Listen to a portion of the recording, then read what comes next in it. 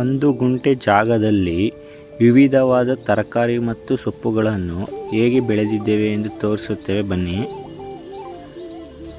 ಮೊದಲನೇದಾಗಿ ಇದು ಬೀನಿಸ್ ಗಿಡ,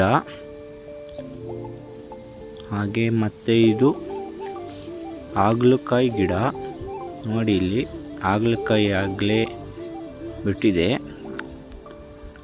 ಇಲ್ಲೊಂದು ಕಾಯಿ ಇದೆ, ಬನ್ನಿ ತೋರಿಸ್ತೀನಿ.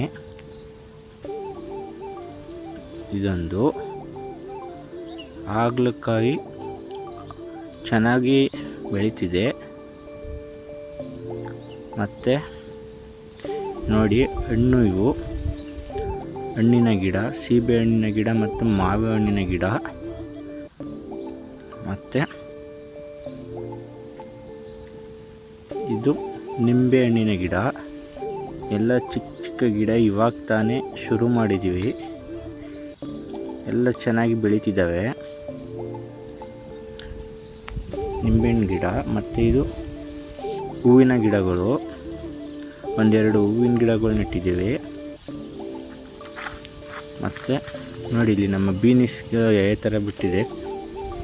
ಇದು ಮೂಲಂಗಿ, ಬೀನಿಸ್ ಮೂಲಂಗಿ. ಮತ್ತು ದಾಳಿಂಬೆ ಹಣ್ಣಿನ ಗಿಡ. ಈ ಗಿಡ ತುಂಬ ಚೆನ್ನಾಗಿ ಬೆಳೀತಿದೆ. ತಂದಾಗ ತುಂಬ ಚಿಕ್ಕದಿತ್ತು, 2 ತಿಂಗಳಲ್ಲಿ ಇಷ್ಟುದ್ದ ಬೆಳೆದಿದೆ. ಹಾಗೆ ಪುದೀನ ಸೊಪ್ಪಿನ ಗಿಡ, ಪುದೀನ ಸೊಪ್ಪು. ಹಾಗೆ ಇಲ್ಲಿ ವಿವಿಧವಾದ ಸೊಪ್ಪುಗಳು ಚೆಲ್ಲಿದ್ದೇವೆ.